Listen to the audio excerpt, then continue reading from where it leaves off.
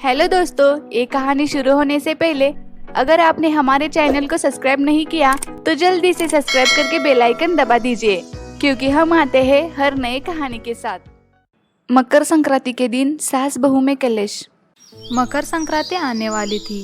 मकर संक्रांति के अगले दिन का ही कमला की बेटी का शादी का मुहूर्त निकल गया था।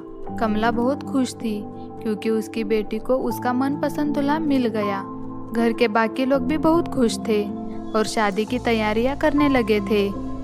मेरी बच्ची की अब शादी होगी, मैं बहुत खुश हूँ। ऐसे ही कुछ दिन बीत जाते हैं। मकर संक्रांति के दिन प्रिया की शादी बड़े धूमधाम से हो जाती है। शादी के बाद ससुराल में, अरे बहू, आज मकर संक्रांति है, जल्दी से तैयार होकर बाहर आ जाओ। हमने तुम्हारे लिए हल्दी कुमकुम का प्रोग्राम रखा है। जी माँ जी, मैं अभी तैयार होकर आ जाती हूँ। मोहिनी के घर गांव की कुछ औरतें आई हुई थी। प्रिया भी तैयार होकर नीचे आ जाती है। सभी औरतें प्रिया को देखते ही रह जाती है। उस दिन प्रिया बहुत अच्छी दिख रही थी। अरे मोहिनी, इतनी सुंदर बहू कहाँ मिली तुझे? अरे हाँ मोहिनी, बहुत ही अच्छी है तुम्हारी बहू, नजर ना लगे किसी की। मेरे बेटे के पसंद की है मेरी बहू, देखने में तो अच्छी ही होगी। आओ तुम सब, प्रोग्राम शुरू करते हैं। प्रिया की सुंदरता देखकर सभी औरतें प्रिया को तोहफे दे देती है और तोहफे दे देने के बाद हल्दी कुमकुम का प्रोग्राम शुरू हो जाता है। अरे शांति, मीना, गंगू, हर साल की तरह इस साल भी हम कुछ मजेदार गेम्स खेलते हैं। इस बार हम उकाने का प्रोग्राम रखते हैं। ठीक है, बहुत मजा आएगा। अरे नई नवेली दुल्हन से ही शुरू करते हैं। हल्दी कुमकुम के अवसर पर सब हुए खुशी से ज्वाइन। राहुल है मेरे हीरो और मैं हूँ उनकी हीरोइन। अरे वाह, बहुत ही अच्छा नाम लिया बेटी। ऐसे ही सब नाम लेना शुरू कर देते हैं। जीवन की गुजिया में प्रेम का सारन, सागर का नाम लेती हूँ हल्दी कुमकुम के कारण। राम जी ने रावण का वध किया मारकर उसे बाण, मुकेश का नाम लेकर देती हूँ संक्रांत का वाण।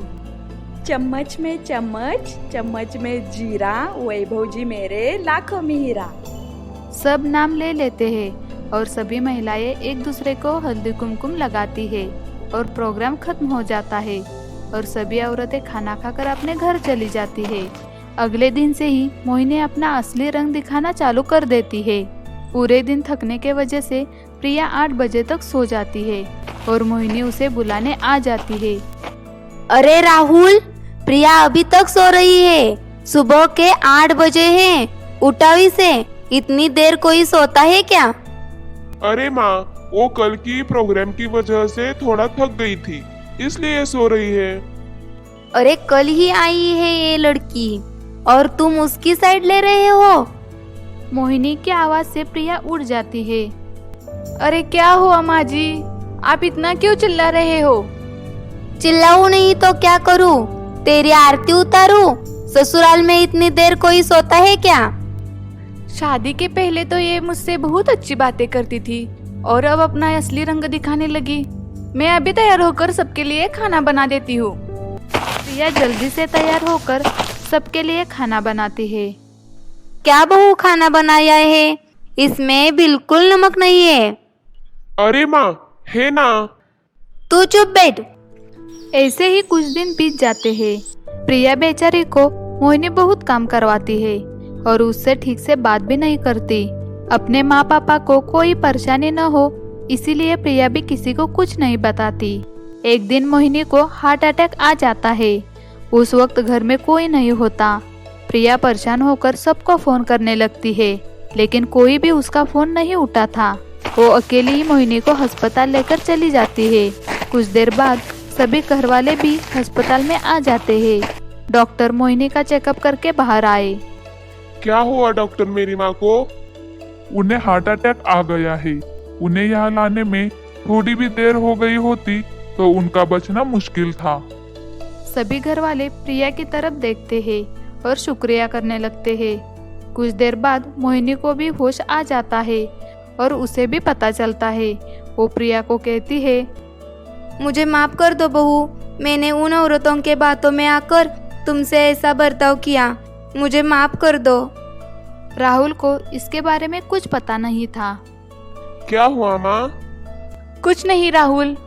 माँ जी, आप मुझसे माफी मत मांगिए, बस आप जल्दी से ठीक हो जाइए। अगले दिन सभी मिलकर घर आ जाते हैं। मोहिनी भी अब प्रिया के साथ अच्छे से रहने लगती है। प्रिया को भी बहुत अच्छा लगता है और सभी खुशी खुशी रहने लगते हैं। अगर ये कहानी आपको अच्छी लगी तो जल्दी से हमारे चैनल को सब्सक्राइब करके बेल आइकन दबा दीजिए और इस चैनल को लाइक शेयर कमेंट करना ना भूलें। जल्दी मिलेंगे ऐसी ही नई कहानी के साथ।